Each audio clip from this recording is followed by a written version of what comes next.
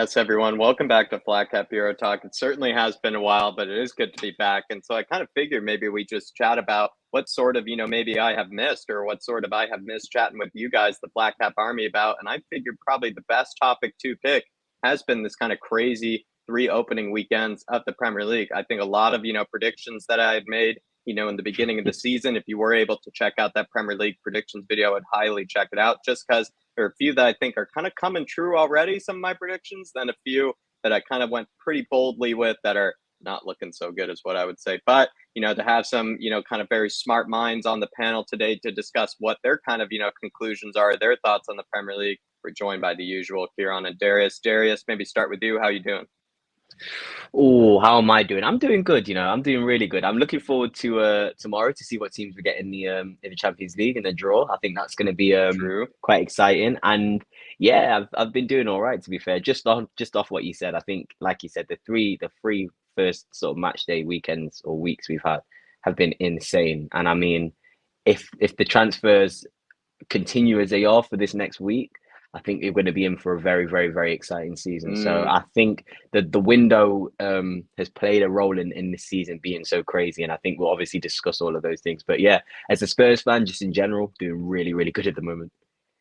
Yeah, and that's kind of why I wanted to discuss maybe the big theme today, guys, just to probably, I don't know, kind of leak, ahead of time, what we'll be talking about. Mostly talking about, I would say, struggling teams or teams that I think have been, the main clubs of interest so far this Premier League, kind of three opening weekends. And that's just because I feel like as Spurs fans, we always, focus on us. And, this channel is, has always, liked to dip into other topics, probably just for a bit of therapy for myself and hopefully bit of therapy for you guys because I think we're actually in a pretty good position right now as Spurs fans, and we're kind of at least meeting expectations, and so maybe it's kind of going to be fun to talk about the teams that are not really meeting expectations, the teams that are sort of struggling, and I actually reckon it could be good therapy for us, Kieran. But how are you doing?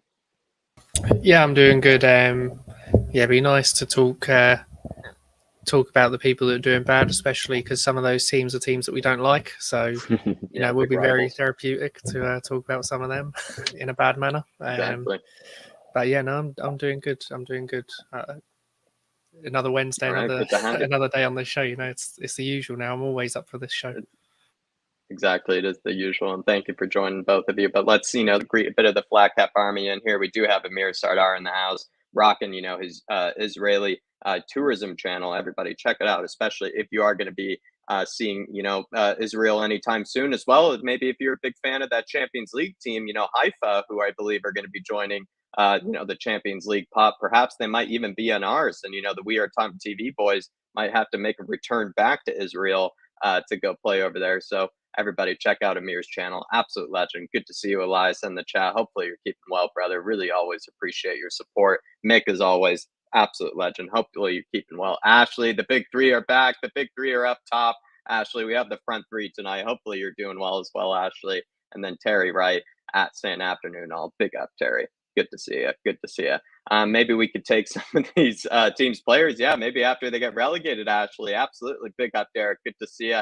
But we'll get straight into it. And maybe, as people are piling in, I'm going to leave this kind of question up on screen for everybody that is coming into the chat right now. What has been the team you would say this, kind of thus far that has maybe caught your interest after the first three matches? Because, we go into, the season having these expectations, who's going to do well, who's not going to do well. But maybe actually after the first three matches, we can actually see which teams are really, of interest or which teams are really kind of in, the spotlight. It can be a good team here, Darius, that, has caught your interest, or it could be a team that hasn't been doing well that has caught your interest. So where do you stand? Oh, I'm not going to talk about them all, but when you asked that question, I had four that like popped up into my head straight away, and those four, positively and negatively, are Arsenal, West Ham, Wolverhampton, I definitely would say, and Leeds. They were the four that were like the main four clubs after three match days that have been the most interesting. In terms of Arsenal, I think it's kind of obvious they've pretty much dominated a majority of their games. I think they struggled in the second half against Palace, and obviously the game against Bournemouth was quite an easy one for them. But I think it's very positive signs for Arsenal, and especially given that they've been linked with players like Pedro Neto as well. looks like they might be able to continue that form on until the Europa League gets quite deep. So good for them. Not gonna be a hater. Good for them. Leeds, I think Leeds are going to be the shocker of the season. I think they'll get a pretty good finish for what people were expecting them to finish this season. I think you lose Rafinha and Calvin Phillips, and you think, they're going to get relegated. But if you actually look at the signings they made and the players they've signed, they've done really, really well to sort of replace those players with multiple players. So even if it goes wrong, they've got a lot of backup options. In case the output they want from the likes of Aronson and Sinistera aren't as much, they have multiple players to do it. So Aronson looks like an amazing player. Honestly, looks like an amazing player. West Ham, I don't know what to say about West Ham.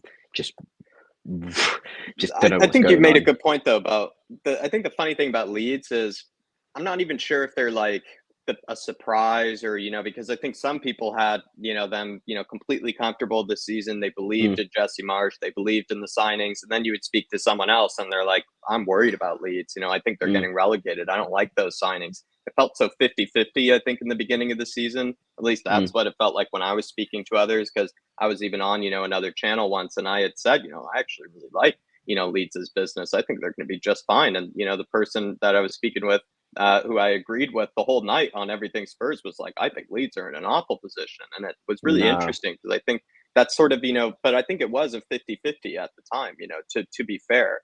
And it is interesting, maybe how Leeds have started, where it sort of feels like they did, begin the campaign, exactly where they want to, but who knows? It could go crumbling. I do actually have their fixtures here. Their first game was at home against Wolves.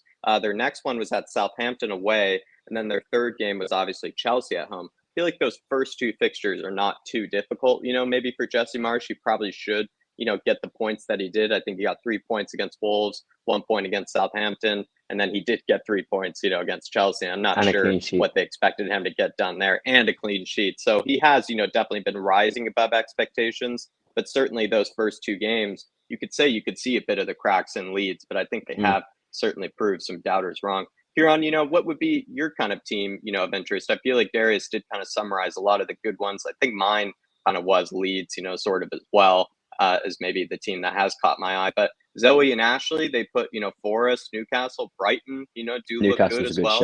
And Brighton's Harry Potter's team looking different. Harry Potter's team looking very good this year. I don't know. Where do you stand? Look, I'd say the teams that have probably surprised me the most, I'd probably say Fulham, Palace, actually. Have looked decent at times, especially going forward. They've looked decent in some of their opening games. Liverpool, especially. I mean, of course, because where everyone basically went, it's Man City, then Liverpool, and everyone's debating the rest of the top four, top six. But the way they've started, they look like 1 or 2 injuries. They could be kind of in serious trouble. And then West Ham, I would say Brighton. But Brighton have always been a team that played that good football. They just couldn't put the ball in the back of the net. And so far this season, they just are scoring. So it's like, I suppose this is what they just should be doing generally anyway with the football they play. It's just that in previous seasons, they just haven't been putting away their chances. Newcastle, for me, I think the result against City was very surprising. But as a whole, a lot of people were expecting them to move further up the table. So for me, Brighton, Newcastle aren't as, I don't know, don't surprise me as much because I kind of expect that a little bit. Or when I kind of see those teams play, I think, well, I think they look better, though, in the case of Brighton. What do you think about that? Brighton looks, weirdly more sophisticated. They're scoring goals. They look like more of a threat going forward than in the past. They did lose 2 of their best players in Cucurella as well as Basuma. I actually kind of thought they would sort of stagnate this season. Again, we're getting ahead of ourselves, only 3 games in, but they've looked better than I thought they would, to be honest, Kieran. I would say Brighton. I do think they've looked better than. I think maybe I have been a bit harsh. Maybe they not been harsh because, like I said, I think their football is actually really good, and it has been for a few seasons now. I think that's why Graham Potter has picked up traction. That's what why we were linked to him. After Nuno, before Nuno, there's reasons that he's mentioned. with big clubs quite a lot of times because he has this Brighton team playing well. But like we said, with Mopai up top, they've just not put away their chances. Now it's like, okay, they're putting away their chances. Like, oh my god, they look amazing. It's like, no, they always have. They just couldn't put away their chances, and Mopai just couldn't like finish his dinner. You know. So part of me is like, yeah, they're playing really well, but then I'm also like, but are they playing better? I suppose they're like, maybe they have surprised me a little bit because I thought that them losing Basuma and Kukurea, it's almost like the fruits of their labor are finally coming. Yeah, I thought that would have had a bigger impact, those two players going. I was interested, you know, it's interesting when you say Leeds because I think they're doing obviously a lot better in the position they're in. I probably didn't expect them to be in that position. But when people say that they expect them to struggle, I don't understand how, because Jesse Marsch has essentially brought in a very similar style of football to what Bielsa had. It's just a little bit smarter. It's not as gun-ho. It's kind of smarter pressing, you know. And the players that they're bringing in the summer all fit that system. You know, they're not individual players. And are his transfers more or less. Like, they're not against what he would use or something. It shows that he's even being backed, you know, which is also a good sign for a team to survive. You're right. Yeah, and they're all players that he's worked with or knows of, you know, before Jesse Marsch. So it's like, okay, I know this player fits this system, and he's had a few months now where he can go, this player will work in this team. I'm surprised with how much Rodrigo has stepped up with the Rafinha departure. I didn't think Rodrigo would be doing as well. That was my main concern with Leeds is, would they be able to get enough goals? Because obviously their energy isn't really too much of an issue. Defensively, they're a little bit suspect last season. Well, I say a little bit. They were very suspect defensively, but that was more so under Bielsa, I think, when it was just whatever the situation, you press. You know, it wasn't, okay, this is when we don't press, let's hold off. Okay, now we go and press and everyone presses as a team. It was just 90 million miles an hour, and I think that's kind of why they got caught out so much. But yeah, I don't know. I'd say the team that's probably surprised me the most is Liverpool, just purely, like I said, because everyone went Liverpool, Man City. Those are the top two. Either one of them winning the league, and then everyone was debating the rest of the top four. Everyone was going, who's going to get third, fourth, fifth, sixth? Like, we don't know. It's like, well, now second might not even be Liverpool. So, you know, now that's well. Then let's talk about it. Darius, you know, how did, you know, Man United tear apart Liverpool that day? Because I feel like we were going to see a different Man United, but not maybe that, you know, well organized or even that, you know, good of a Man United. How did you think they did it? I think there's a few things. I think the main, you know, credit should be given to Erik ten Hag, because the decisions he had to make were very, very big decisions, given all of the circumstances of that game as well. Bearing in mind there was scheduled protests, about 6,000 to 10,000 fans not attending. There was a lot of, you know, controversy, a lot of negativity around this game. And obviously the Casemiro signing, I think personally, while it may be a panic signing, if you tell me Michael was panic signing Casemiro, I'll snap your hand off. I don't care if it's a panic buy or a planned buy for 5 years. It's Casemiro at the end of the day. So I think that's a great signing. But the fact that he dropped Maguire, Ronaldo, and what was the other significant? Fred, I believe. Fred as well was dropped as well. So Maguire, Ronaldo, Fred all dropped. You bring in Malacia, you bring in Varane and Martinez as a partnership, and Rashford, you know, back to performing, Sancho performing quite well. I think it was a very, very risky thing to do, and it paid off. And now I think he's going to get the credit that he deserved, and not necessarily just the lineup that was changed, the tactical side of things as well. A lot of people associate Erik ten Hag with playing sort of a one-dimensional, one-way sort of kind of football. Doesn't really change his tactics. But if you saw in the game, they were a lot more direct against Liverpool. They were using the advantages of the players that they had on the pitch to actually break down Liverpool, you know, finding weak spots. I've been screaming this for years. Again, I'll preface this because people love him, but Trent is not a good defender, and it's been 4 years since he's you know, broke onto the scene, and he's not improved yet. He can be the most amazing distributor of a ball in the league, in the world. I don't care. As a right back, you need to be able to defend, and both goals were his fault in my opinion. He got absolutely rinsed for the second goal in the counter attack by Rashford, and then Sorry, just a slight I'd say tackle that. just No. for Sancho. But yeah, I just think it's the tactical sort of the risk he had to take and the fact that it paid off and the fact that, it seems like these players might actually show this man some respect, because I do think the players have been very, very, nonchalant and been allowed to get away with how they've reacted to managers. I think this time it looks like it'll be different. And I mean, if they do go and bid this 94 million euros for Anthony and they go in again for Frankie de Jong potentially, I mean, Anthony is a absolutely fantastic player. I don't know if he's worth 94 million euros, but again, Casemiro, Anthony, you bring in maybe somebody else, and Man United might not be as bad as people have made it out to be. So I think they just outclass Liverpool, and Liverpool are really, really good, because that midfield, I mean, we'll talk about the midfield, but that Liverpool midfield is almost mid to low, level. I can't explain it, but other than that, it actually brings a question that I've kind of got right. Do you think, especially because we've identified that Trent realistically just isn't good defensively, do you think that potentially he'll move into a central position, kind of like Joshua Kimmich has done at Bayern, because he does have the ability to play balls and kind of be a kind of a playmaker in the middle. I think he can play that, and he has played that in the past in their academy setup apparently. Who is their backup right back then? I don't know. Nico Williams is gone, Nico so Williams. I have no idea who actually is there right back. For me, the thing is, I think that Robertson's case, he has Tsimikas. He has Tsimikas to compete with him, which not I even think is adequate, just now, not even this season, just in general, like in the future. Do you think that's something that will happen, that they might bring in someone else? Because I feel like it's something they should do right away. It just looks like Trent doesn't enjoy defending. Looks like he doesn't like defending. Like he sort of just does it, because he knows that, he will get exposed if he doesn't. But I often find, when I see Trent, defending, it's actually a lot of moments kind of lazy defending, not in the case that it's tracking back, or anything sort of laziness. It's like even one of those, tackle attempts that he had made, he just kind of swiped the player's leg. Like he was just sort of, tired of, chasing after, Rashford. And I kind of thought that was a huge moment for me of like, this guy just doesn't really look like he actually appreciates the art, of defending, of actually getting stuck in, reading his man, being able to set up in the right way, to cause him problems.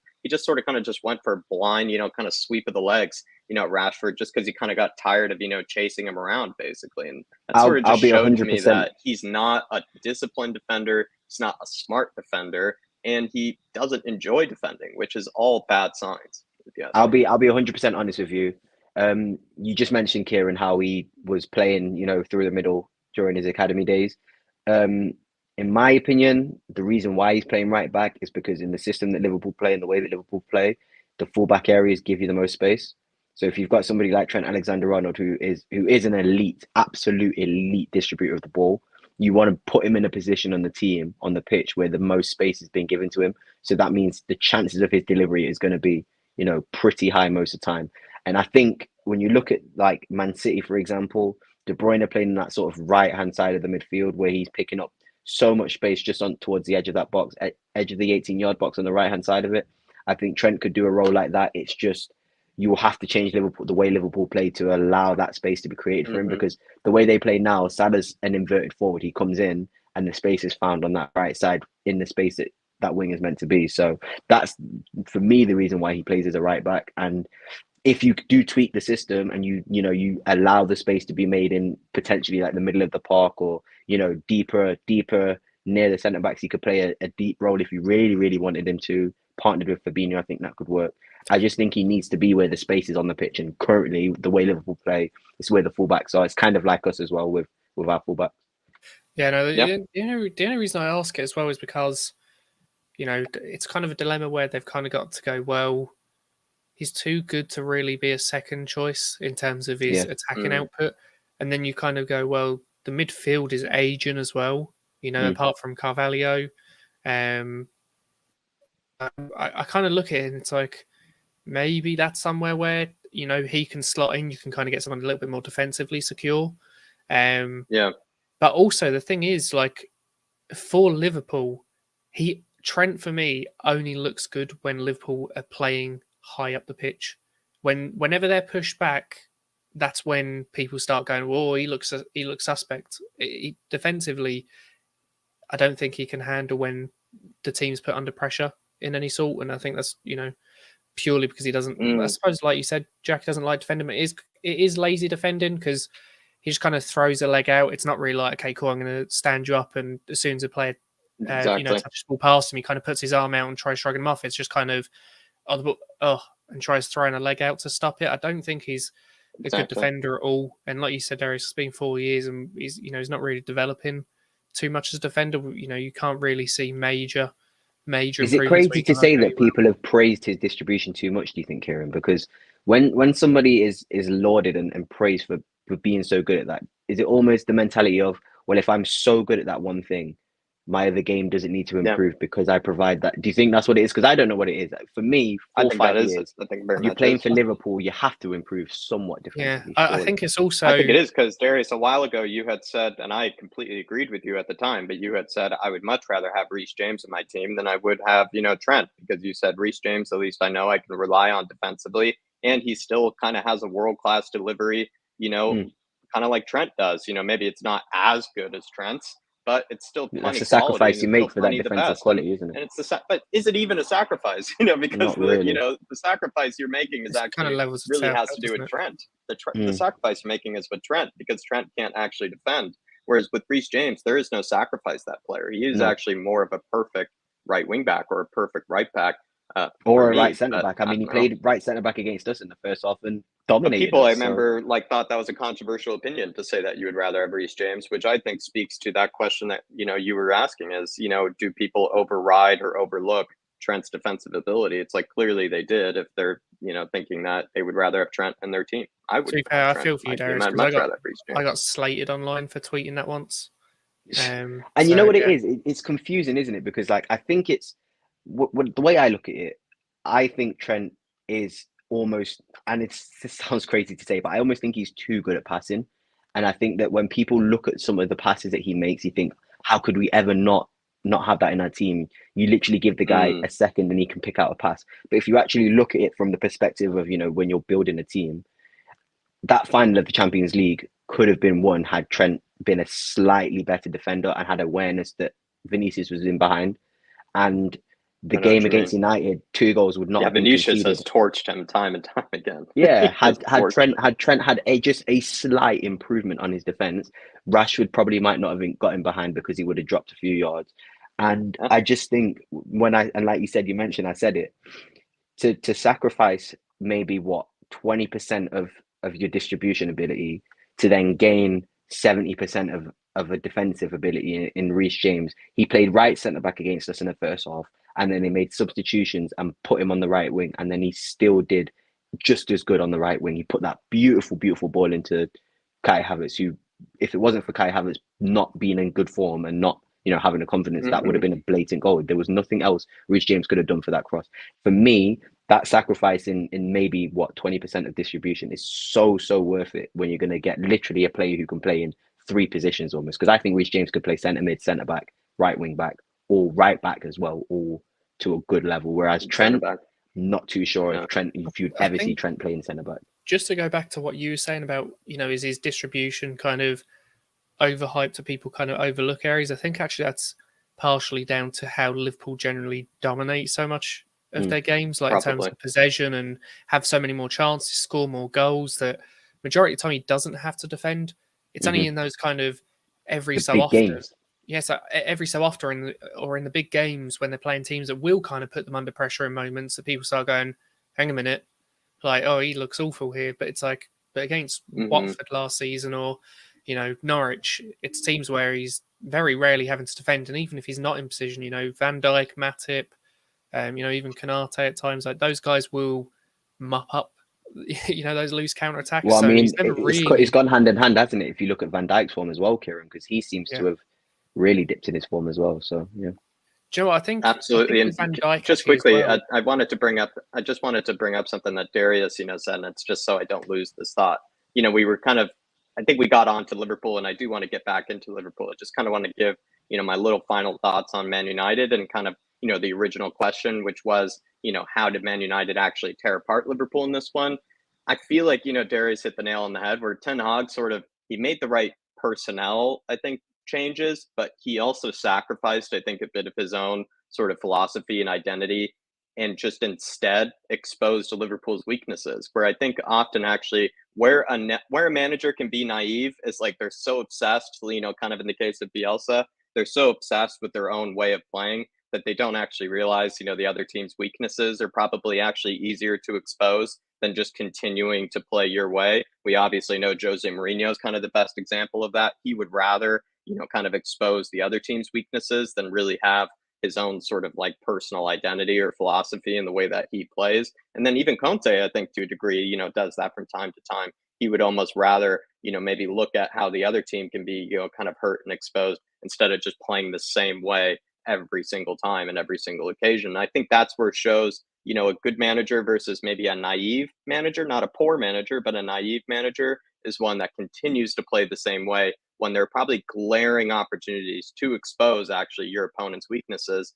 This example being Trent Alexander-Arnold and, using Marcus Rashford, etc. And Alenga, who I actually thought played well, against him. And I think that's, something I just didn't want to lose, when it comes to the original question of like, how did they actually do it? But yeah, Kieran, like you were saying to Liverpool and, maybe to this question, should Liverpool fans be worried? Do you know what? I don't know. I think, or even iceberg ahead, like Ashley says. Like I think ahead. In terms of this season, they should probably be worried because I don't think that they're going to have as good a season as they probably would have thought they were going to have. In terms of going forward, I don't really think so. Because realistically, where do they need to kind of improve? Darwin Núñez. They lost Mane. They've got Jota injured at the moment, so they've got a couple players injured. There's a lot of players injured, to be fair. Konate and Matip both out as well. Yeah, and Núñez suspended. So I think really the main area of concern is that midfield area. Mm-hmm. But realistically, they go out and sign a Jude Bellingham, in January or next summer, and all of a sudden you're kind of going, okay, well they've got Carvalho and Harvey Elliott, who are very, very raw, unfinished products, but you can kind of see there's definitely potential in those players going into the future. And then you have the likes of Bellingham. They could bring someone else in there as well. I think all of a sudden then their midfield looks a little bit revamped. I think it's only really one or two signings that they need to make and they'll be fine. It's very confusing though, Kieran. Do you think, this is my question just to you, you mentioned Núñez. Obviously you spent 80 million on Núñez. I think Núñez is a good striker. I think he's probably going to turn out to be one of the best strikers in the world, probably in the next few years, hopefully, because I've put a lot of, stocks in Núñez. But do you think when you look at like the fact that Matheus Núñez went to Wolves for 30 odd million, Paqueta could potentially be going to West Ham for 33 million pounds. Who else could they have potentially? Tielemans is still, trying to be shipped out potentially to Arsenal. Basuma would have been a fabulous transfer. Basuma for 25. Do you think that maybe they've rushed into replacing Mane too quickly and now they've realised the midfield is so desperate? Because you look at Henderson, Keita, Oxlade-Chamberlain, Thiago, who's injured quite a lot, Fabinho. Good question. It's not a great midfield for a team that should be challenging on all four fronts. It's just not going to do the job. I think actually their problem came from last season rather than this season. I think if you look at who they're starting to bring in, Luis Diaz was one obviously in January that came in. What really young signs have they made? They made Diaz, who's 26, 27 in January, which, I suppose he's young enough because you'll get a good few years out of him. And then Elliott and Carvalho were quite young, to be fair. Yeah, and then Carvalho, but apart from that, those are the two main ones. And then Jota. So they've not really made enough young signings prior to this window. I feel like not even just in January, but last summer. I feel like that's when they should have kind of been going, okay, what young players can we pick up that are going to next season come in and into that, Asian midfield? It's just kind of been a bit like, no, Fabinho's doing well. Okay, Fabinho's doing well. Henderson's doing well. Milner's doing well. We'll just leave it. Now all of a sudden it's like, oof, now all three of them, because they're around that same age, are showing their legs a little bit. It's kind of like, oof, okay, actually maybe we should have done something about this sooner. So I think that's kind of where the issue comes from. It's like, because they've had to replace Mane, this season. They've gone out to get Nunes, but then it's like, but we should have done this last season, but Yeah. now we've not done it, and we've spent our money here because we've had to replace Mane. I think that's kind of where the issue comes. If they'd invested in a more experienced, younger midfielder earlier on, say like last season, even Bedded just him one in. where they sent him back out on loan, you know, I think that's probably one where they would have gone, okay, well, don't worry, we've got this player coming in. Mane's gone. Okay, we can still go and get Nunes. I think they've just kind of left it a bit late to start replacing their squad. It's somewhat, it's like what happened with us and Poch. I think it was like you could kind of see slowly it was deteriorating. Okay, we need changes. We need transfers in. Didn't happen. We need transfers in the January. No, it didn't happen. Then you kind of get to that end of that Champions League final season when realistically that whole season it was slowly going downhill anyway, and we needed to kind of make signings, and then you just kind of make them too late, and yeah, the following season where Poch gets sacked, that's kind of, I suppose, the accumulation of not investing and reinvigorating and revamping that squad throughout along the course. Like, you need to constantly keep it fresh, and I feel like that Liverpool midfield, Fabinho, Milner, Henderson, and Oxlade-Chamberlain as well. Even Keita is in there. Like, Yeah, I can't actually tell you when the last one of them signed was, but the last midfielder from those five hasn't been shaken up at all. Like 2019, 2018 maybe? Yeah, maybe Thiago they bought, was it last year or Thiago, 2 years ago? last year, yeah. But that was a kind of like a lucky, an opportunity that was arisen because he didn't sign a contract. That wasn't a planned transfer. I know the point you're trying to make, Kieran, where they had no planning and they could have maybe solved that. And what I think the issue is I think they're waiting for Bellingham, and it could be the perfect thing to do next year if he joins, and that midfield will probably be sorted in that one signing. But if they're willing to sacrifice this season for Bellingham to come in next season, fair dues. But I think they've underestimated how bad it could actually get, because midfield is by far, in my opinion, the most important position or positions on that pitch, especially in the Premier League as well. I just feel like there's been that's probably the best, most glaring example in that team where there's been not really a good enough shakeup. If you ask me, it's either the board or it's Jurgen that's maybe not shaking up the whole team in general, because I feel like I'm in the poor position of knowing too many Liverpool fans, and they always seem to just be totally fine with like the lack of business. They kind of just feel like every player in their squad is just the best player in the world, sort of kind of a mantra, and I feel like they're kind of the worst when it comes to that, because even with Firmino, who is, I feel like, hasn't scored in years. I know he looks good, on the field, but the guy, even when he did have that good opportunity to score, he completely whiffed it. I recall, in that game.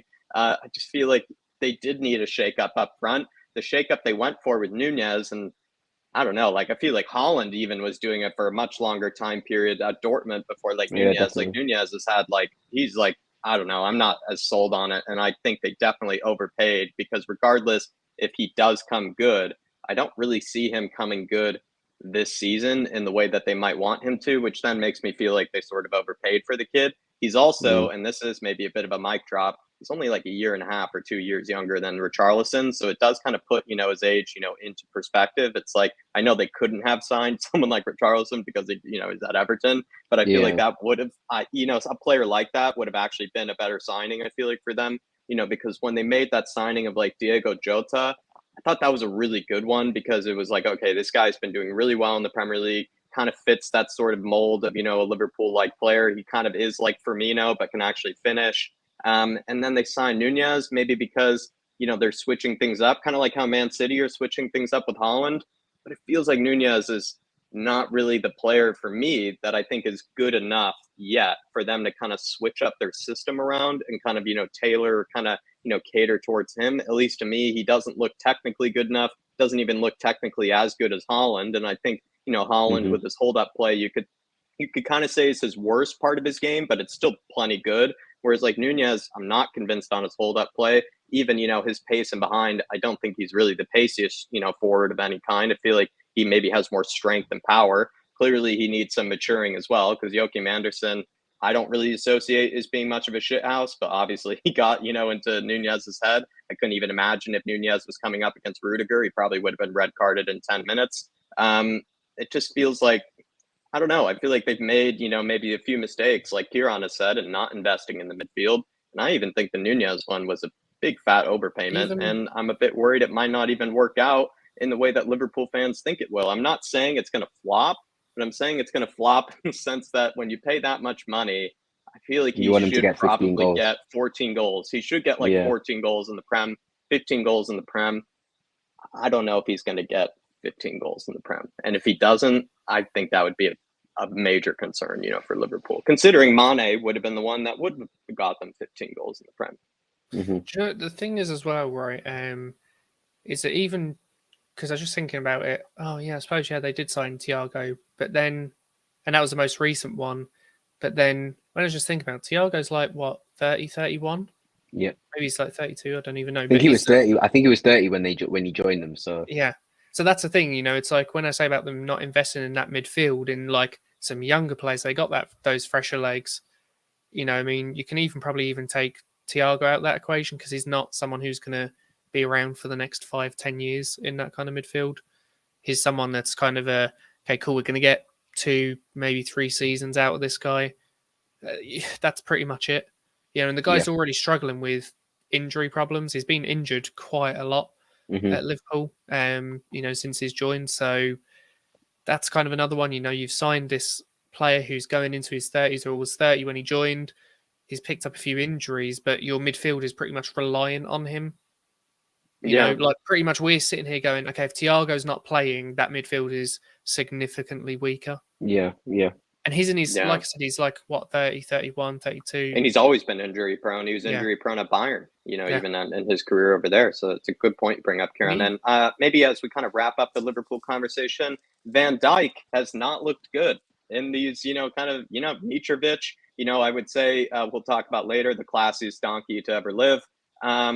Absolutely, done him, a few times. Absolutely loving what Mitrovic is doing over there. It seems like all the big itches, know their way around Van Dijk and know how to school him.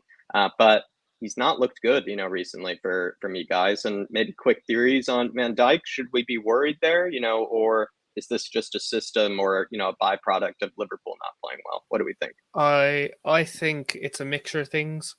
I think it is partly because just Liverpool as a whole aren't playing so well, and when your team and everyone in front of you is being that little bit more exposed, it means you're going to, as a central defender, you're going to be that little bit more exposed and conceding more chances. When you concede more chances, there's a likelihood that you're maybe going to concede a few more goals, than you usually would, or, make a few more mistakes because you're under a lot more pressure.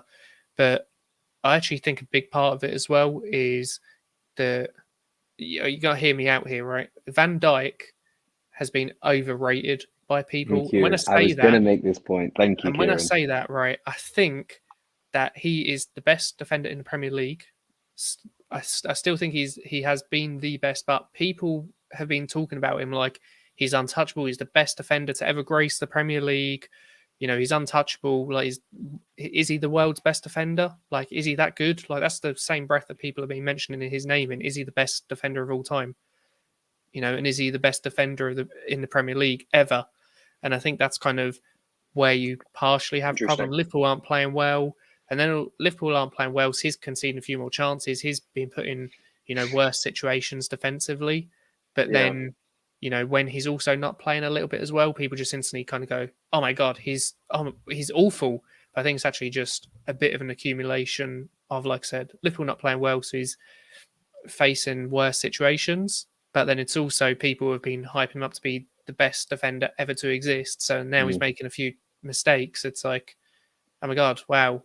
Like, what's happened to him? Like, this is the end of Van Dijk. And it's like, I don't think so. I think, once Liverpool kind of get themselves sorted a little bit, I think he'll be fine. Interesting. I think that's a good... You agreed with Kieran there. I was just going to say, I think so many people, when you say overrated, will just automatically think, he's negative. He's saying he doesn't think he's a good player. You can call someone overrated and then still be a fantastic player. The way people have been talking about Van Dijk is like he's Paolo Maldini. It's like he's the second coming of centre back Christ, and he's an incredible player. I mean, the 20 years, 18, 19 or 19, 20 season, he didn't get dribbled past once. Absolutely ridiculous. Maybe for a few stat. seasons he was, but yeah, maybe not any longer. Yeah. But what you have to realize is, like, these players aren't, they're not mythical creatures. They're not people that cannot be beaten. He's a human being. He can be beaten. And people think that this guy is literally Jesus Christ and can never be, beaten or dribbled past or anything. So when he does make, it's not even a mistake that he made necessarily. It's just lowered level performances. When his performances drop, then it's automatically, Van Dijk is not good enough or anything. I just think he's basically, like Kieran said, he's in the same form that Liverpool are in right now. And it just works that way, that if a player and the whole team is not in good form, it's going to probably filter down to near enough every single player in that team. So, yeah, I'm not saying that Van Dijk is overrated and he's a bad player, but I'm saying he's overrated. And the fact that people, treated him like this, unbeatable defender is now why it seems more shocking that he's, not had maybe 3 amazing performances. I think he will probably bounce back and still will be, the best defender in the league. But I do believe that, the centre backs for me, Saliba, Romero, Anderson, all 3 of them have had better 3 games at the start of the season, in my opinion. I know Romero's out, but I think that Van Dijk will struggle as long as this Liverpool team does struggle. And it's not really his fault, and it's not really, a slight on him. It's just, that's what happens. It's just life. I don't see why people cannot understand that Van Dijk can have bad games. Like, he actually can have bad games. It may be shocking to some people, but Van Dijk can have bad games, and that's just what it is to me. So yeah, I think you're absolutely spot on. That's the thing as well, like, when in the past few seasons have we seen Van Dijk in any kind of bad form patch? We've not really seen it. We've seen maybe the odd game here or there, but even when you can see the penalty against Mitrovic, like, all these stat pages were putting out stats, it's like, that's the first time that Van Dijk has given away a penalty in terms of, like, actually fouling a player, or bringing them down to the ground, kind of thing, which is like, that's the first time he's given away a penalty from actually conceding a foul on another player. So that's one. And then, okay, against United, he wasn't good, but were any of the Liverpool team actually like amazing in that game? Not really. And then I suppose what other games you really look at in the season? Palace, which I feel like in Van Dijk's case, I think we're just seeing him becoming more mortal. You could say he was immortal maybe at one time, maybe for a season. He did seem like now we're seeing the signs of, him but this is what I mean by his a bit more like every other defender. This is what I mean by he's overhyped. Like, we all kind of go like, oh my God, like, he's this immortal kind of status around him is now, like, dissipating. And oh my God, wait, what? He can be beaten? Like, people can dribble past him? What the? Because we all saw those stats that Sky Sports were putting out on match days, like, Van Dijk hasn't been dribbled past in, 180 minutes, or like 80 games. He hasn't been dribbled past in a 1v1. It's like, oh my God, this guy's immortal. It's like, no, you see all these stats, you see what other people are saying about him, and bring those stats in, in particular to some things without too much context. And you start thinking like, wow, oh my God, like, I didn't know that. And all of a sudden he starts building up this invincible aura, but you make 1 or 2 mistakes and it's like, he's terrible. And it's like, no, he's not. He just had a couple of bad games, but yeah, I'm pretty sure. Season, I don't know if, sorry to interrupt. I don't know if you've realized this season though, but I feel like agendas are running so much more on Twitter and this season more than any season. I feel like as soon as a player has any sort of bad performance, it's like people are jumping on their necks, especially Nunes. Like, Nunes in pre-season was getting compilations of him in training. And I mean, it's bloody training. Like, what do you expect? The guy's going to miss in training. So I just feel like everybody's just really waiting for, like, the Haalands, the Nuneses, the Jesuses to just fail so they can just run their agendas. And I think that's going to have an effect on what people think of the players as well. Pretty sure Højbjerg would know a thing or two about, agendas. I mean, let's not even get into that. That's a whole different video. We could talk about that. Liverpool, though, let's look at these next 3 games, guys, because of course they only have 2 points right now, sitting, I believe, let's just make sure, just so I get this right, I have the Premier League table available to me. They are sitting in 16th position, 2 points outside relegation. Bournemouth home, I'm seeing 3 points there. Mm-hmm. I mean, if they don't get 3 points there, I think we're going to have to meet up next week, lads, and just make this whole, show about Liverpool, if they do lose that game. Newcastle at home, I mean, Newcastle are a tough team, but they are going to be at home. I think Liverpool have to get 3 points there as well. Everton I see a draw away personally. for Newcastle. Yeah, I see a draw. I see a draw as well. personally. I think they're going to stink it out, and I think they'll get a point. I feel like Newcastle are a bit stronger when they're at home. I could see Eddie Howe doing really well in these big games at home, but perhaps away from home maybe not so much. Everton away though, seeing Fat Frank across the road. How do we see that? You should call him Fraud Frank, not Fat Frank. That's what we should be calling him, Fraud Frank. I think they should win that game. They should definitely win that game. I think from that 7 points, I think is realistic. 9 points. They expect 9 points, but I think they'll get 7. I think they'll get 7. Interesting. Kieran seems to agree. I think they'll get 7 as well. But just even to comment on that, I think if any fixture is the best to bounce back and kind of regain that momentum, it's Bournemouth at home. Mm-hmm. I think that next fixture. I think because they got a 4-0, 3-0 there. They need to get one of those. I think that's probably the best fixture that they could have. I think Newcastle though, especially because they're playing at home, they don't get a result against Newcastle at Anfield. If they don't get a result against Bournemouth and then they have to face Newcastle, it could be very, very in a sticky situation. And if they haven't recovered form in that Bournemouth and Newcastle game, then Everton away is going to be a very hard place because Goodison can be a hard place. When we've seen last season when the team is actually really fighting for something, they can be quite hard to play against. And Goodison, those fans will be up for it. So I fear a little bit for Liverpool. I actually think they could potentially lose to Everton if they don't figure it out before that game. If they struggle in Newcastle, I think they could actually. Usually, when it's Liverpool Everton, I look at it and kind of go, Liverpool will win it.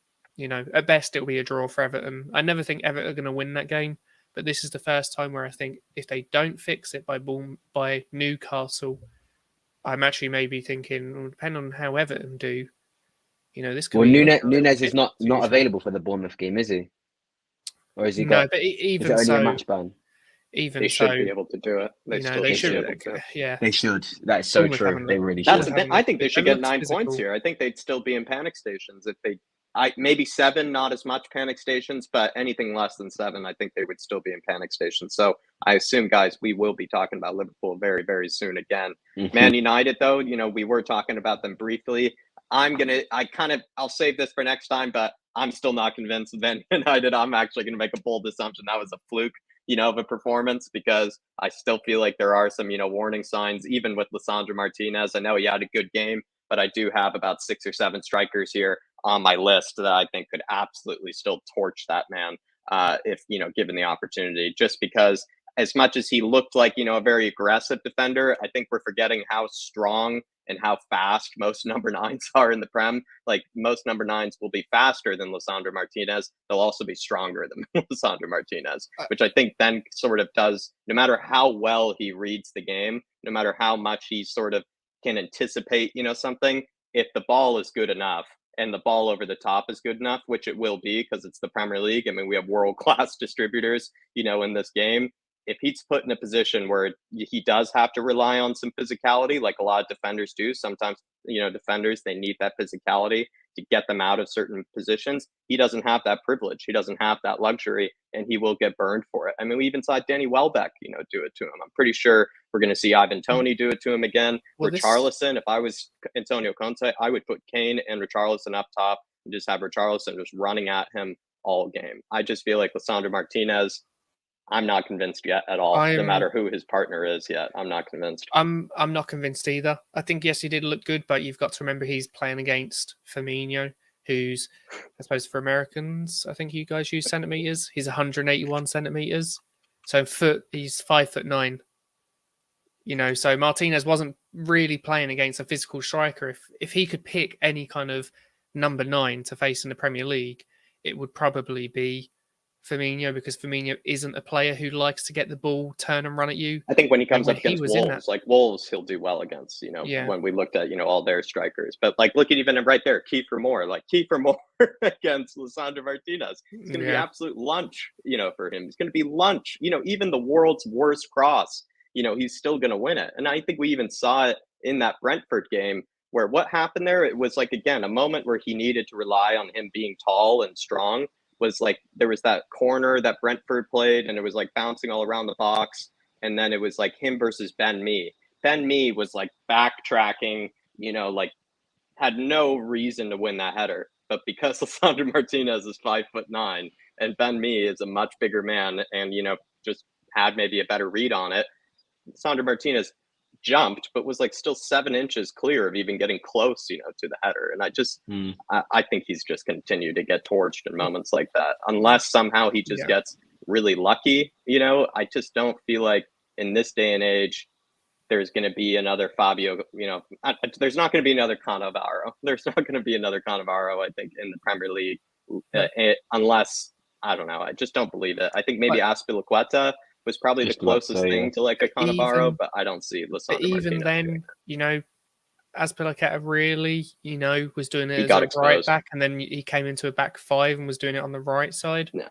So it's not really like that central or in a back 2 that he was doing it really well at. It was in a back 3 when he was playing at right back. But yeah, I just think that he will struggle in games. I think that this is where, players get overhyped. He's had one good performance because it's against Liverpool. Man United fans will lose themselves with it. He's the best defender in the Premier League. Don't chat to me. He's better than Van Dijk. Blah, blah, blah, blah. But like I said, he faced against Firmino, right? When Firmino was doing well in this Liverpool side, it was when he's essentially playing as a false 9 so that the likes of Salah and Mane could go in behind. He's not a player who's physically going to sit on that defender, get the ball, or not someone who's dropping deep, receiving the ball and running at those central defenders. So realistically, if Martinez wanted anyone to pick from, he'd go, I want the guy who's going to be running away from me, who's not really going to want it to receive it to feet, who's not going to want to run to me, who's not going to stick his weight on me. It's a dream for him. So, look, 5'9", think of how Haaland pushed Van Dijk off the ball in the Community Shield. He pushed Van Dijk off the ball and kind of held Robertson off to manage to get a shot off. That's not going to be a contest against Martinez. And I did actually, before he joined United, someone posted a video and it was like every header that he'd won from the last year at Ajax. And sorry, my camera's gone.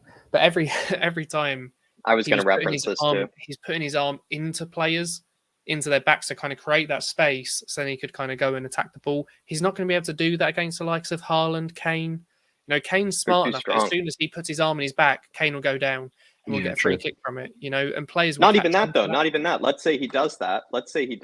He's not going to be able to shove Kane or, Haaland in the way that he was those Eredivisie strikers. The other thing too is there were moments where I feel like, what if it was even just a pretty bad, awkward ball where it just had maybe a high bounce, has a really awkward deflection sort of bounce. Again, it's like when it becomes like a race between two players and you have Haaland or Kane and Lisandro Martinez right next to each other, all they're just going to need to do is just stiff arm the guy, send him flying, and they'll be able to just be clean through. Whereas when that happens against like a Van Dijk or that happens against a Ben Mee or a Tarkowski, that awkward bounce, they're able to rely on their strength. They're able to rely on just being, big physical defenders to be able to, at least make it difficult so that it's not an easy clean ball through. We saw so many times where like all it took for Brighton against Lisandro Martinez was just like an awkward bounce, like just some sort of, unanticipated moment where maybe the ball goes a different direction than you guessed. And then all of a sudden just turns into a physical affair or a physical contest. And then he gets torched. And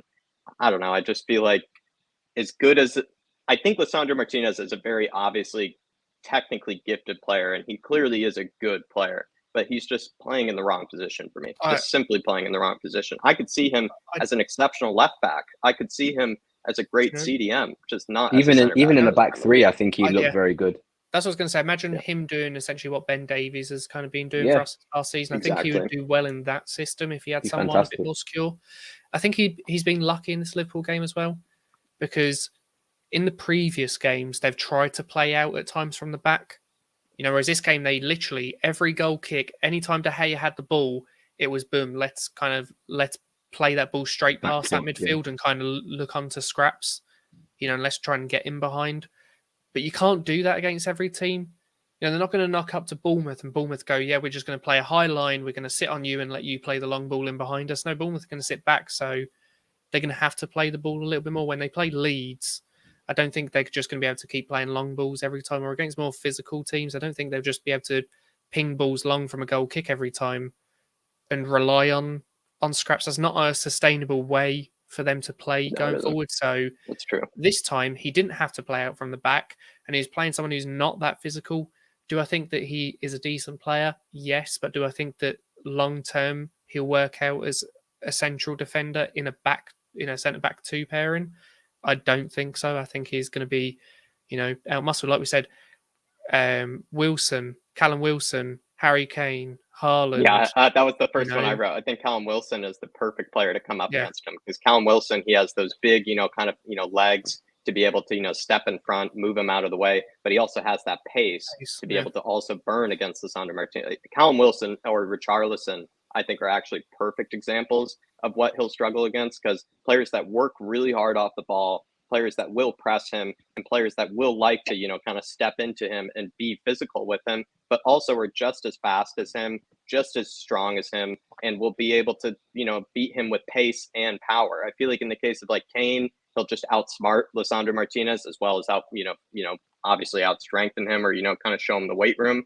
But players like Richarlison, I just feel like are nightmares for guys like Lisandro Martinez, because not only is he strong, but he also has pace, and he runs like with power as well. And like Haaland, you said too, but I think Haaland is a no contest with anybody. So maybe that's, always, maybe not a great example. But yeah, there's so many players that come to mind that are good Premier League strikers that you just feel like you would be killed against them. I don't see many points. Honestly, I don't see many. I do see many. You don't see many points here then? So what is it? I believe Alexander Hilton went 1-3 Man United against Southampton. Southampton win this one. Or sorry, Man United win this one. Do we see them winning against Southampton away? I think Aston apparently has done well in this fixture before. I think personally they only take 3 points from those 3 games. And I think Arsenal might embarrass them if they're not careful. Yeah, same. And I think Southampton's the only one they get points in. I think as bad as Leicester are being, I actually. Oh no, I think it's the other way around. I think they'll beat Southampton. I think they'll. Sorry, I think they'll beat Leicester, and they won't beat Southampton. I think Southampton away is a tougher game than Leicester away. I think they'll get a point at Southampton, they'll win at Leicester. I think a point at Southampton, a point at Leicester, and then they'll lose at Arsenal. I'd say they only get the problem. 2 points. The problem I have with Southampton is under Hasenhüttl, they just have that regular, a couple games in that season where they will just get obliterated by a good few goals. Yeah. And I don't know why. I just have a feeling that this is that game where Man United are on a bit high. They go out, smash Southampton, and then they're all, happy, and then they'll lose against Leicester away. And then okay, I 100% agree with that if they play the front 3. If they play that front 3 of Martial, Rashford, Sancho, I think you'd be very right with that, because I do think Southampton will not really want to change the way they play. Will play a high line, and like you said, it will cater towards everything that Man U want to do. However, if they want to start, bringing Maguire and Freds and Ronaldo's back into the team, it could get. I think it could get really, really sticky. I think he needs to now stick with his guns and show these players that, when I took you out of the team, we won the game. And if you want to get back in the team, you've got to prove to me that you can get back into the team. So I agree. Ten Hag has to keep that ruthless attitude and continue the same team, in my opinion. And I think he will get a result against one of Southampton or Leicester. But Arsenal, I do think Arsenal might batter them. I genuinely think Arsenal might batter them, and it could get quite bad. And I don't like saying that about Arsenal, but if the form continues as it is, I do think Arsenal could batter them like 3 or 4. I agree. Do you know, it'd be funny though if they lose to Southampton, Leicester, and then beat Arsenal and hammer Arsenal. I'd find that so funny. But the way the season's gone, that wouldn't be within the too far. realm of That wouldn't be possibilities. too far off them, like getting battered against Southampton, losing like 2-1 against Leicester, and then just battering Arsenal somehow. Yeah. I would love If that. Not that I anything, think though, that's I going to would. happen, by the way. Just saying, I don't think that'll Yeah, happen. But but yeah, I would say with Southampton, as much as they're capable of that, I mean, they will have that 9-0. I mean, it will happen to somebody this season. They will lose 9-0 to somebody.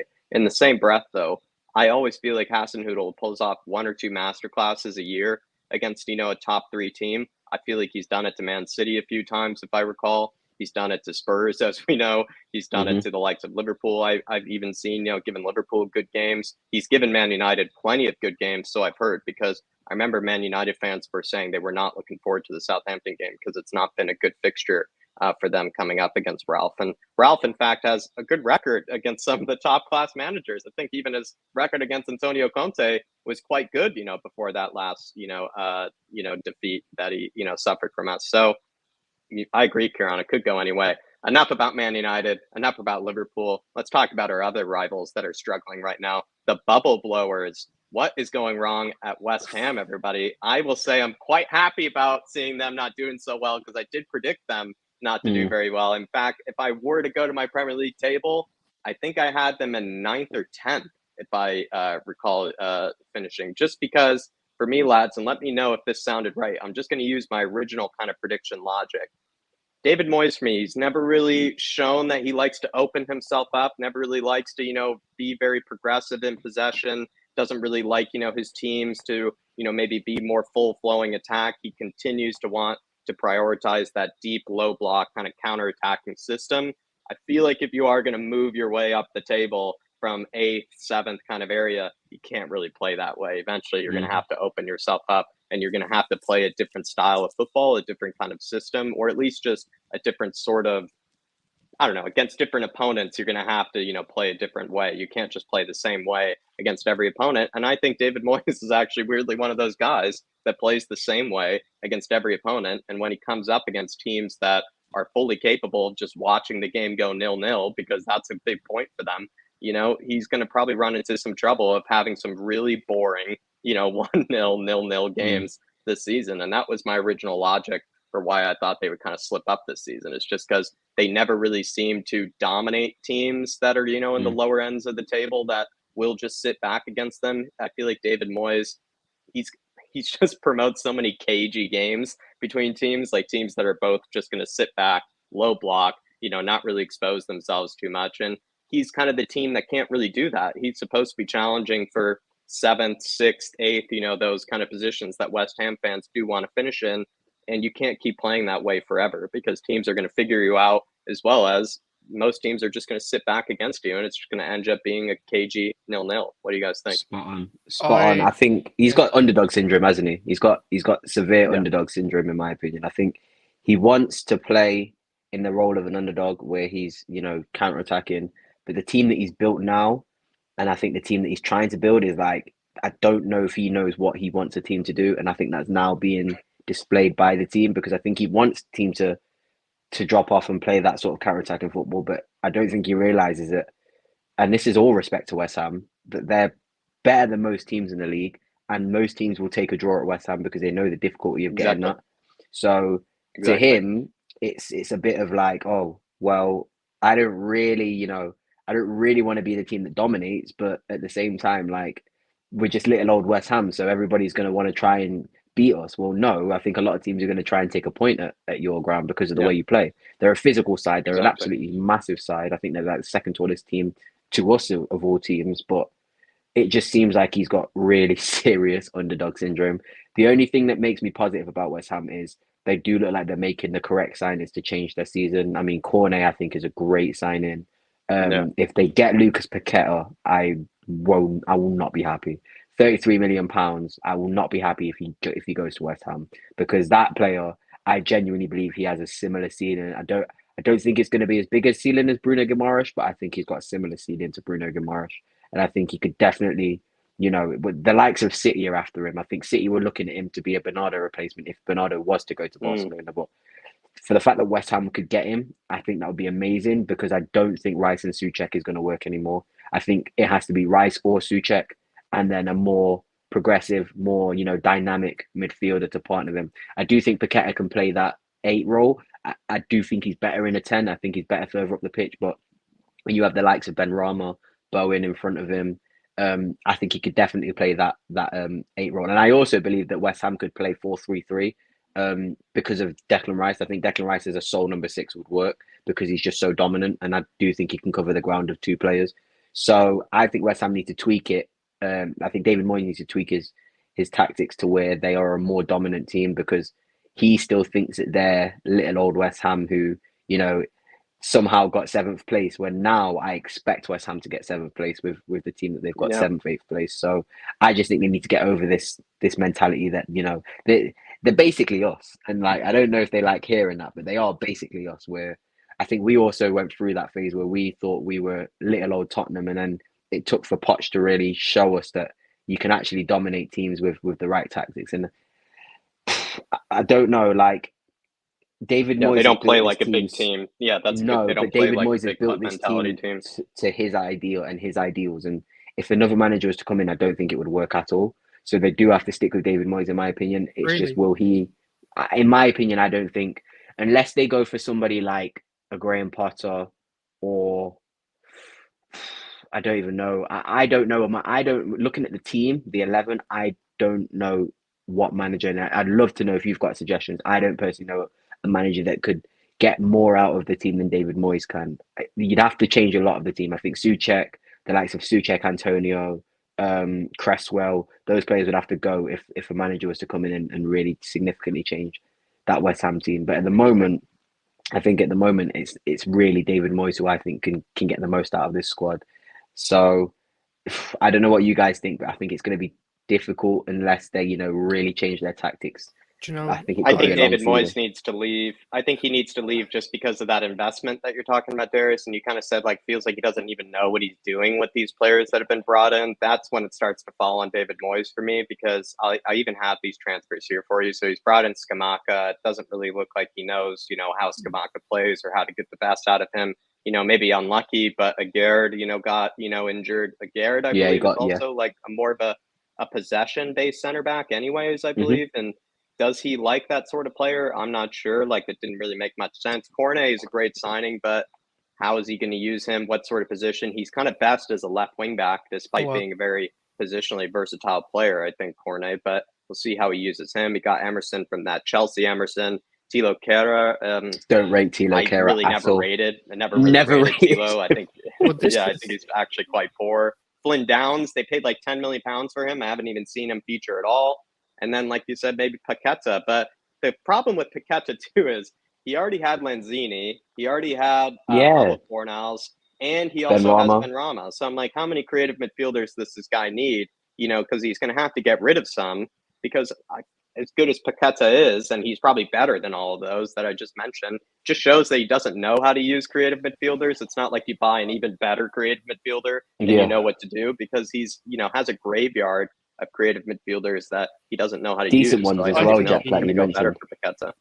I think he doesn't really know what he wants. I think he's maybe having some of these players kind of be influenced on him by someone else in the club, because like I said, I don't know how you can have so many attacking midfielders. I actually think the best, either that or he's just kind of being very stubborn and not willing to adapt. Because I think actually the best thing for West Ham would kind of be to adopt a kind of 5 at the back system like us. Because if you're planning on playing Kehrer, I don't think he's going to work in a back 2. I think that's going to work out atrociously.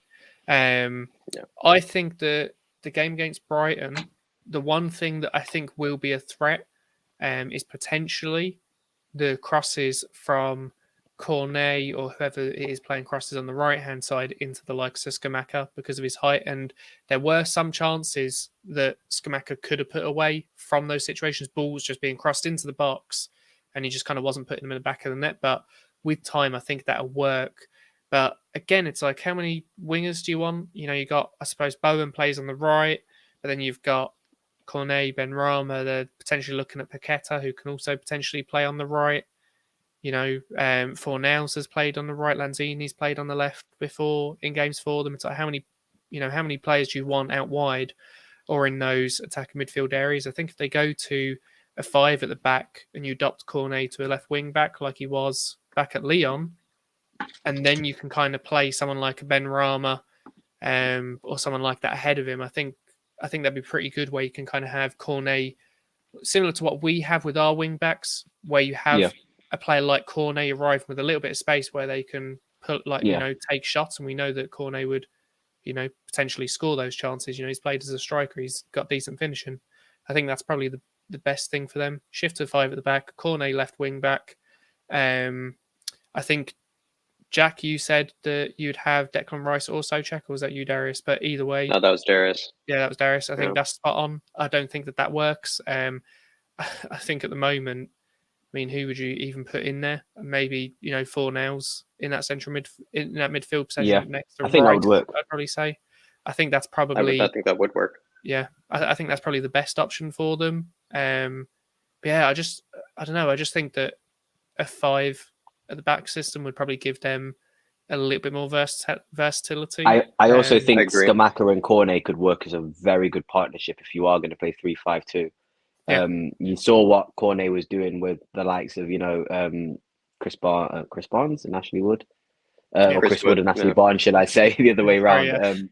But you see how Cornet is so tactically versatile. I think he would work well with Scamacca as a partner, because Scamacca's actually got very good ball playing ability for the size and structure of the player, and he also has great heading ability. So if you can have somebody playing around him, and then you've got the likes of Kufal, if you do want to play Kufal on the right, which I do think you can upgrade him as well.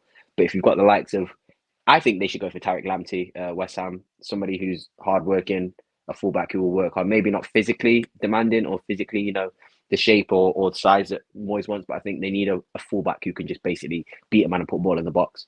And Scamacca will score 10 goals this season easily, in my opinion. I think just for the height and skill alone of him, if you've got somebody who can just put a ball in the box, it would just make life so much easier for him. And also having somebody who can play around him as well. So if the ball does drop down to Scamacca, you've got someone like Cornet, because I don't think Antonio is good enough to play in that role anymore.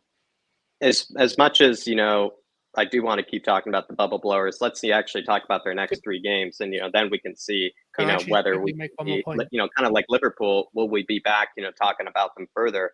They're playing Aston Villa away in their next match. Aston Villa are going to be desperate for points. We're going to talk about them last and next. Tottenham at home, and then Chelsea. I didn't even know that. Away. So Villa at home, or Villa away, Tottenham at home, and then Chelsea away.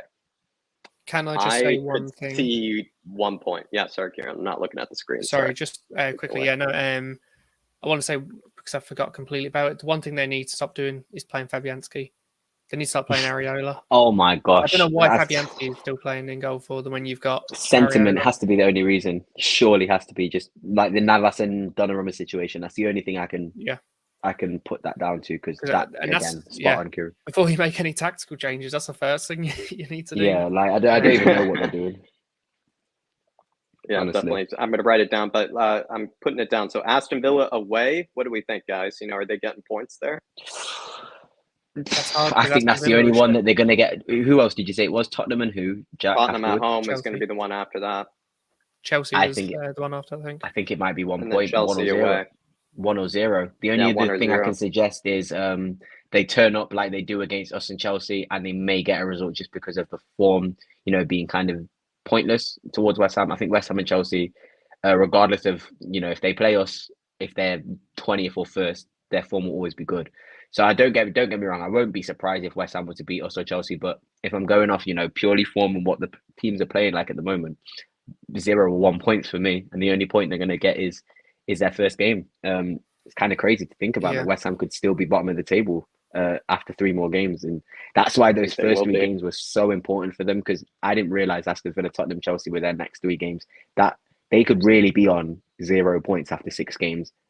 Genuinely, they actually had a pretty easy first 3 games as well. Their first, Man City at home isn't great, but we were able to, under Nuno, get a 1-0 win there, and also that is kind of the first.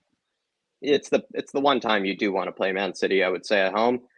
Forest away, I mean, it's tough, but it's not like, the first game of the season against Forest or anything. And then Brighton at home, like those aren't like the worst fixtures, you could say. Like it's not, Did the did worst of the worst. It's not, too easy either. And now they're facing, actually the toughest fixtures, I just right after getting realised 0 points from those.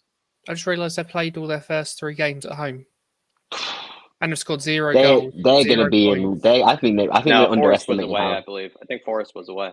Right? As far as Forest was at the City Ground, Forest was Forest was away. at the City Oh Ground. yeah, sorry, sorry. But Forest was even away. then, Yeah, their you first mentioned they the did no have 2 goals. out of 3 at home. 2 out of 3 at Even home. still, Even still, you would expect them to beat Forest. They need to be winning those games because if you're losing your home games against City, Brighton, but then you're not beating Forest, who you where they expect to be, they should be beating them.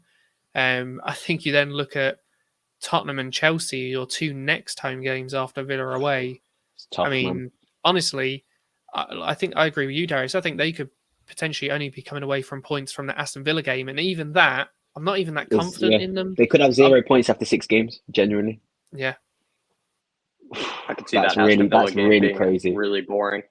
It's like as well. I could see it being very cagey. That yeah, Aston That's Villa very game. cagey. So dreadful. let's talk about Aston Villa. I think this is the last team we will discuss today. Another team that is struggling, guys, and I hate to pat myself on the back again. Another team that I did anticipate struggling this season. And I'm going to maybe get straight into it. Is it because Steven Gerrard is maybe not as good of a manager as maybe once thought? Because he really isn't doing that much better than the previous one. I never really rated him, and I used to kind of dig on him Dean all Smith. the time. Sounds like Dean Smith. Dean Smith. Yeah.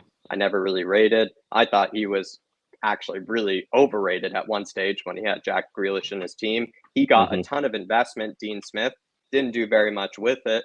Gerrard came in, received even more investment than Dean Smith ever did, and is actually doing worse, I believe, in terms of points than Dean Smith was, which sort of then suggests that he's not really a great manager because he has gotten a lot of players in. Some players have left. He has a lot of options. I'll even bring up the transfers that are somewhat new to Aston Villa. They have a new goalkeeper, new center backs, new left back, or multiple left backs. Boubacar Kamara, Morgan Sanson, Leon Bailey, Emiliano Buendia, Coutinho, and Ings. The way that they are struggling with this amount of quality, I think, available to them is quite concerning. And I'm going to ask you guys this. Is this maybe down to something else, or is this down to Gerrard? Where do we think, the blame really lies? Because I think you do have to put blame on somebody or something.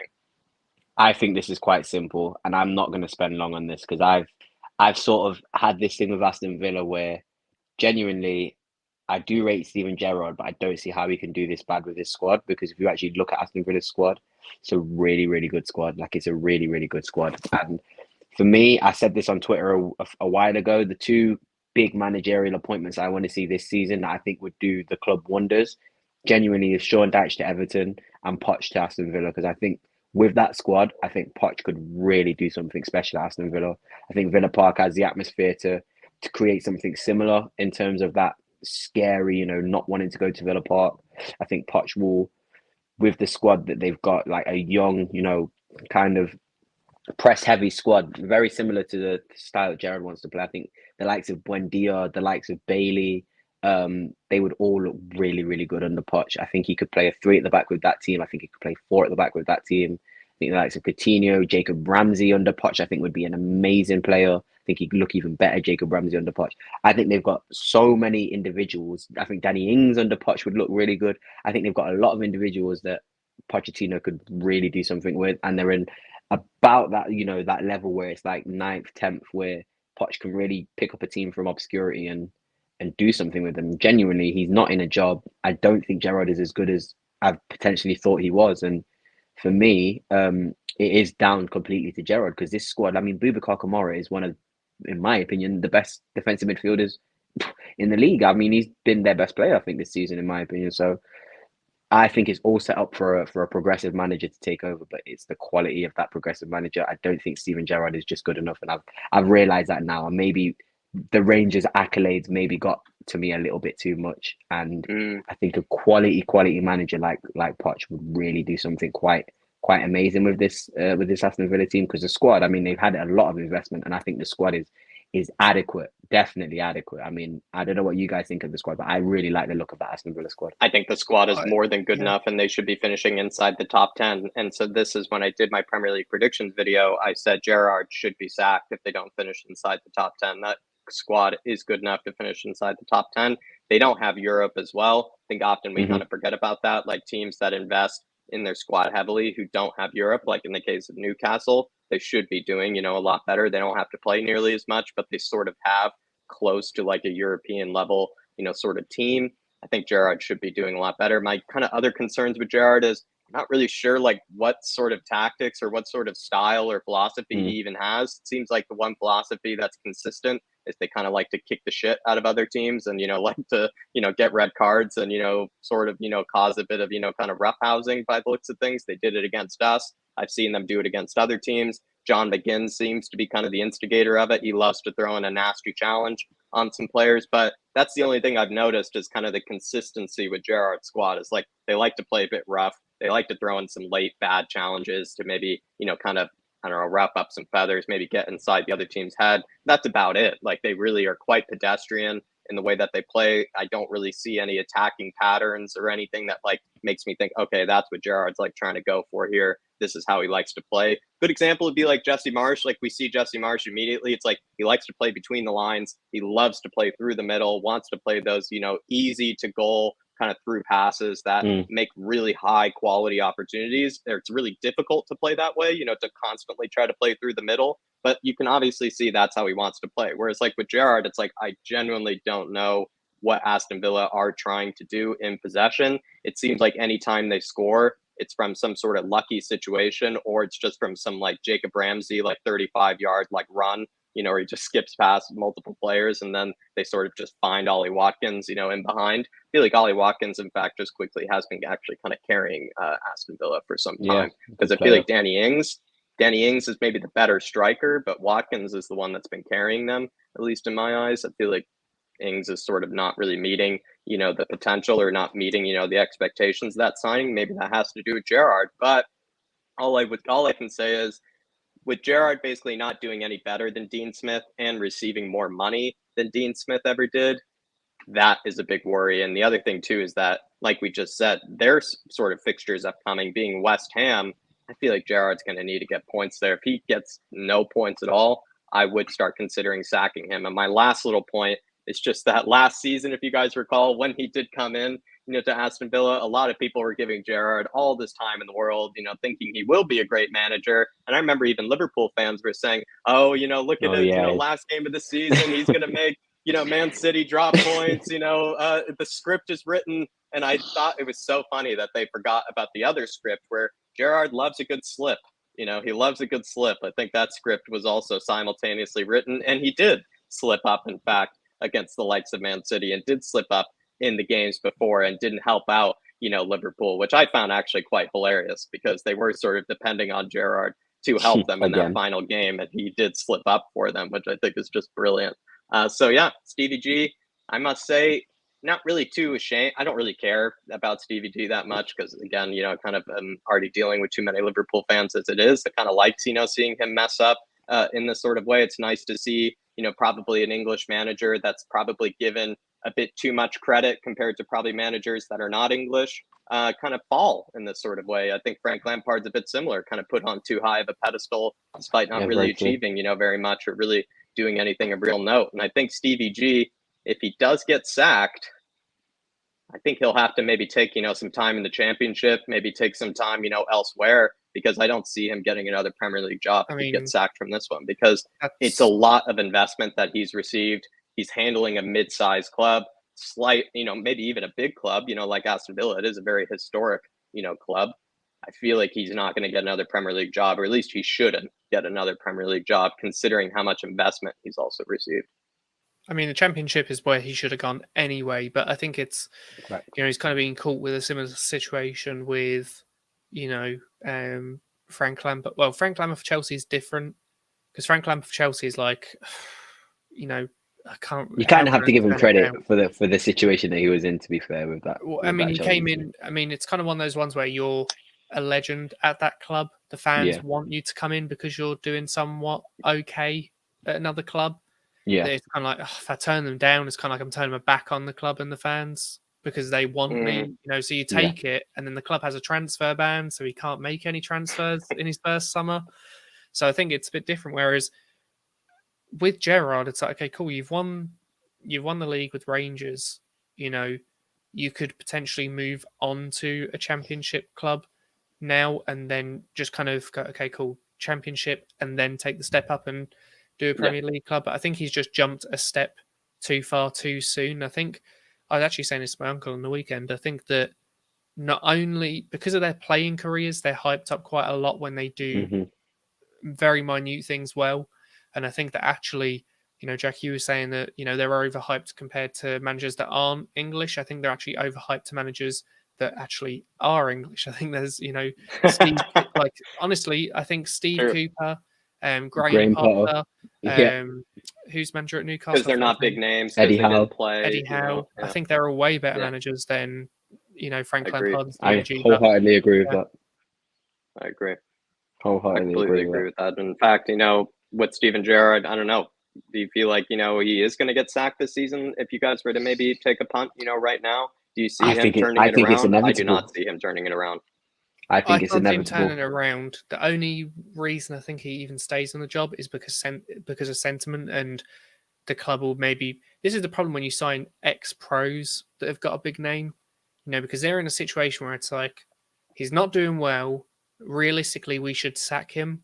However, it's also one of those things of if we sack him and we don't get the next manager right, or the next manager doesn't work out, we're going to be slated for it, and we're going to be dragged through the mud, not Steven Gerrard, because they've because they've appointed him in the first place. But it's also a question. They better have a good replacement. Available. Yeah, they better have a good replacement available. Yeah. Maybe I don't know. Maybe a progressive manager. They just take a risk on a more progressive manager. They've got the money to spend on Poch. They need to get Poch in. Available. He's not doing anything. Yeah, if honestly they could get Poch, I think that'd be the best thing. I know Poch's name is a bit tainted because of PSG. But do you know what? I think for Poch, I thought the PSG job was always kind of wrong for Poch. Tainted, wasn't it? Yeah. Last summer, I thought, Jesus Christ, Poch is going to do really well because he's getting all these transfers. But the job itself, I think, was a bit tainted because he'd come off the back of a sacking with us and then a long break. Whereas realistically, if he's going to go to a PSG, it should have been he gets a Champions League final with us. Boom, now he moves himself to PSG because then he goes in there to all these kind of players that have all these big names like Mbappe with I got Tottenham to the Champions League last season. Now I'm coming in. I'm going to turn it around here. Whereas he wasn't. He came off the back of I've been sitting. I'm sitting, going around on my cruise, like around the world for the past 2 years, and before that, I was sacked from Tottenham after a poor start to the season. So it's it's a bit of a shit situation. But I think actually the best way for Poch to actually get back to kind of being, kind of how his name was spoken when he was with us, I think is by genuinely taking a job like Aston Villa. And I think it is a bit of a downgrade going from Tottenham, PSG to where Aston Villa are. And I'm not saying Aston Villa as a club, I just mean where they currently are in the table. Yeah. I think you would say that's a downgrade.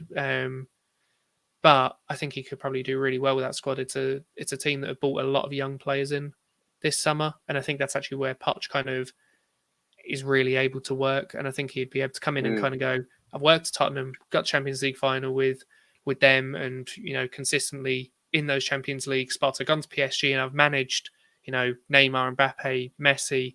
He could come in where there's these young players and they'd actually be willing to listen to him and work for him. If you just think about it, you go quickly through the team. You look at, I've forgot his first name, but Martinez in goal. You look at Digne and Matty Cash as your fullbacks. Carlos Consa maybe as your centre backs. Douglas Luiz, who I think is a great defensive midfielder. Boubacar Kamara, who's again a great defensive midfielder. Then you look at the midfield, and you think Jacob Ramsey could play there, McGinn could play there. You go even further forward, you got the likes of Bailey and Watkins and Ings Buendia, Coutinho. You look at all these players and you think Gerrard should be doing a lot better with this squad, and I don't or at really least have can't an give him an identity. Like excuse. there are enough An players there to have an identity, identity yeah. of his title. Yeah, That's the thing. He If just they what weren't I'm getting worried about. results, if they weren't getting results, but they're playing a style of football, you could kind of go, they're not getting results, but you can you see what he's doing. the idea is, and you can kind of go, okay, give it a few months, and this idea should you'd kind be of less come into full concerned. effect. But with Aston Villa, that he makes so many changes, like every game. Mhm. Like Bailey has started, then he got taken off, and there was rumours of the argument in the back room, and then they lost, and then now he's brought him back in, and it's like, oh, sorry, they beat Everton, but now they've brought him back in. It's like no one knows what the hell is going on. I think they need a little bit more quality. I think Gerrard did a great thing with Rangers, but I do think that Scottish Premier League isn't the level that what people were expecting. The question I actually have to ask about Rangers as well is, did he actually do as good a job as we think he did? Because his first season Or were gone, Celtic that bad? they finished second, Rangers, fair enough. They didn't win the league. You know, obviously the season before, Celtic weren't as good as they were last season. But then last season, Rangers finished second and kind of got into that Europa League final. So you kind of also got to ask the question, like, how good the job was it that he actually done? You know, was it the best? Was it as amazing as we kind of think it is? Or did he just inherently have a little bit more money, a little bit better squad? That's a good point you raised there. Because, Giovanni Van Bronckhorst has shown, he's probably already out-achieved, I would say, Gerrard, in certain ways by getting them to that Europa League final. And if I recall, I don't even think he was there. They have a good chance, I think, at the league this time too. Rangers, I think, they have a bit of money now, with some of the players they've been able to sell. They're kind of in a good position, and they're probably not missing Gerrard too much. As good as he was for them, they're probably not actually missing him very much. I'm worried for Aston Villa. I am worried for Gerrard as well. I kind of don't care what happens for Gerrard, but even look at the players that he had that have transferred from Rangers this season, in terms of likes of Calvin Bassey and some of those other players that have gone. I just think, he should be doing a lot better. I think he's going to struggle, and to be honest, I see him being sacked. The only way I don't see him being sacked is because of sentiment, or because there is just no one else that they think that they can get, so they're just sticking out with him until they can find a replacement. Or I could see that they stick it out because they can't find a replacement. He strings together a few good results, so they let it sit longer, and it's just an up and down season. But because there's patches of okay, they just let it last the season. But it's not looking good. It's not looking good. Well, I think we'll leave it there. We still have plenty of questions for next time. I've actually really enjoyed this, guys. I feel like it flowed quite well. Felt, even kind of podcasty, I would say, with what we were able to discuss. We kind of just talked about all the people that were doing, pretty poorly, and all the teams that are struggling, which I think makes pretty good content, makes pretty good discussion. Maybe next time we might talk about some teams that are doing well, for a change, after match week 4. But I have really enjoyed this. I want to do this again. I was just going to say, can we wait until Arsenal's form drops off a cliff before we talk about teams doing well? Because no, we won't. At the moment, they're the only team that's won 3 games in a row. So let's keep the good teams quiet at the moment. Do you know what? I'm sorry. I'm just going to point this out as well. There was before the season started, there was an AI bot that took into account all of the team's stats from last season, and it basically predicted, based on all of the fixtures, formations, results, everything like that, who had the easiest starts of the season, and Arsenal had the easiest starts of the season. Were expected to get 9 points from their opening games. So fairs. I haven't seen that yet. So let that hopefully be a perfect. I'm hoping that's the only reason they're doing well, it's because they have an easy start. Oh gosh, you're not relying on AIs and no, let's not, because it's going to be. I did see that though. It is true though. It is definitely the easiest schedule. Yeah. It's definitely not wrong. It's just nice to see that the AI has sort of confirmed our theory with that. But everybody in the chat, do check out these links. Let's Talk Spurs, Kieran's channel, as well as Darius's Paxton Road TV. Kieran, maybe tell us about the Premier League predictions, which I think you and I are about to do. Yeah, I mean, obviously I've had you on before. It's not going good for me. Me and David actually had the 2 lowest scores so far of the entire season this week. Which, I was feeling so confident, and then there was so many last minute goals that put him off. But we'd every week do predict the Premier League, which obviously I bring on guests. Well, bring on a guest every week, or a viewer from the channel, potentially in the future throughout the season, and we essentially predict the results that are coming up this weekend, and we tally the points up. So at the end of the season, we'll look back and see who got the most points, me or the guests. And then obviously we got some other videos. Obviously, we're doing a ranking kits video of all the teams, and potentially even ranking all the Champions League team kits, considering we're in the Champions League. Might be a bit fun to do. True. And obviously, Darius has expressed his interest in being on that stream. I better be on that video. That's all I'm gonna say. You can not invite me on any other video, but you better put me on that Twitch video, Kieran. That's Love all that. I'm gonna Love say. that. So yeah, there's a few more things coming, and obviously like things like predicting kind of end of season awards. Like predicting who will be the best young player, best transfer, and Nice. first manager That to be sounds sacked. So I suppose with Steven Gerrard being a bit crap at the moment, and a few others like Brendan Rodgers, I think I might need to do that video a little bit sooner than I expected. So Yeah. that one probably be very soon. But yeah, a lot of videos coming out. Definitely big up, and everybody do check out that channel. So many good things, honestly. Kieran, fantastic plug. It's nice to see that you have so many good things to plug, coming up. Paxton Road TV, a channel that we do really love on over here on Flat Cap, as well as the Irish Hotspur was even just on Jody's player ratings. Plenty of people, there to love over there over on Paxton Road. But Darius, anything on your mind that maybe people should know about?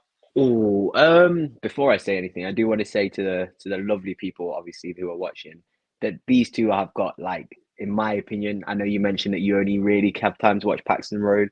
It's the same for me. If I'm going to be spending my time watching football YouTubers, you have your football dailies, you got your Tifo footballs, but I don't have time to watch those guys. I only watch these two guys. So if I can only recommend two channels, it's these two above me who have got the two best football channels on YouTube.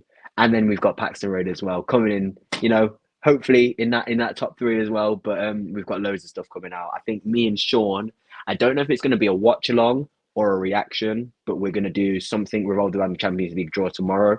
So stay tuned for that. We might do a watch along. I think depending on, with adverts and stuff, it may take ages. So I don't know how they're actually going to structure that. That is UEFA I'm talking about. But if they don't, cram it with adverts and stuff, I think we'll do a watch along. If not, we'll react to, who Tottenham got in the Champions League.